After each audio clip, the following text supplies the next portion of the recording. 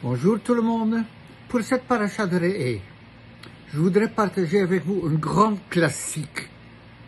L'idée est émise par plusieurs commentateurs, même si chacun il est dit avec une nuance légèrement différente, mais tout revient au même. Le début de la paracha. Re'eh ani noten lifrechem hayom beracha uklala.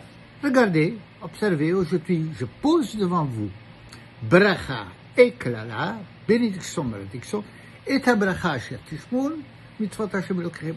La bracha que vous écoutez, va klala im lo tishmun, et la malédiction si vous n'écoutez pas. Alors le Mefarshim relève une différence.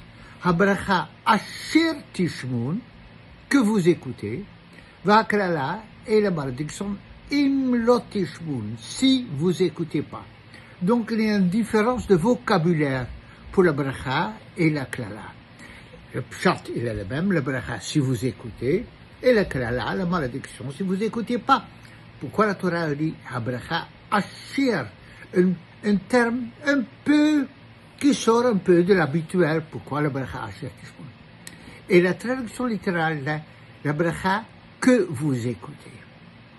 Alors, ce qu'on y met ici comme idée importante, que la bracha, la bénédiction, elle est déjà dans l'écoute même. La klala, c'est une conséquence. Il va t'arriver du mal. Si tu fais ça, c'est ça qui va arriver. Mais donc, la klala, elle va suivre, elle va venir dans un deuxième temps. La bracha, elle est dans l'écoute même directement sur place. L'idée est la chose suivante. L'être humain, tout être humain, socialement, a besoin, naturellement, ça fait partie de son être, d'avoir quelqu'un au-dessus de lui.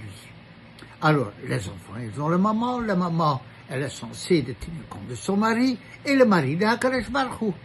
Il n'y a personne qui... Alors, ça fait partie de la bria, fait partie de la bria, je dirais le besoin inné, naturel, d'écouter, de soumettre et de ne pas se prendre pour l'autorité ultime. Celui qui se prend pour une autorité autonome complètement, il est dans la malédiction, il va être il va être perdu, parce qu'on ne peut pas soi-même être à la fois celui qui le penseur et le pensé, et on ne peut pas être les deux en même temps.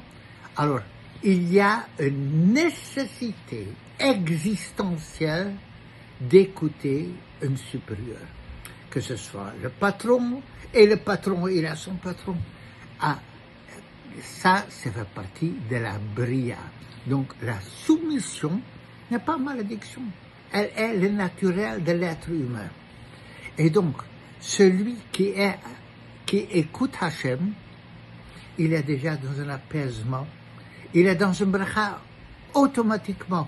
Peu importe si ce qu'il demande à Hachem, s'il va lui donner oui ou non, ça c'est un deuxième temps, et qu'il y a une conséquence à son écoute. Ce n'est qu'une conséquence, l'écoute même est apaisante, de savoir qu'on est dans le naturel, qu'on est la personne authentique telle qu'Akadosh Baruch Hu nous a créés.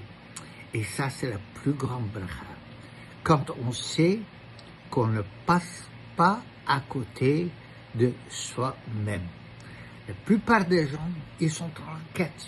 Alors, ils vont chercher la société de consommation pour être heureux.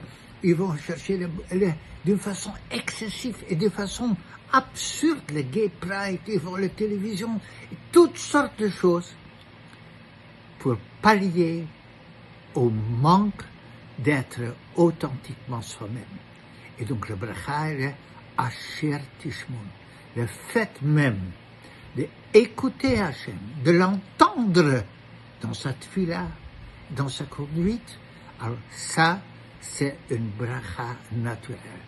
Alors, à tout le monde, cette bracha, oui, ça ne veut pas dire que c'est facile, mais quand même, cette bracha est une très grande Shabbat Shalom à tout le monde.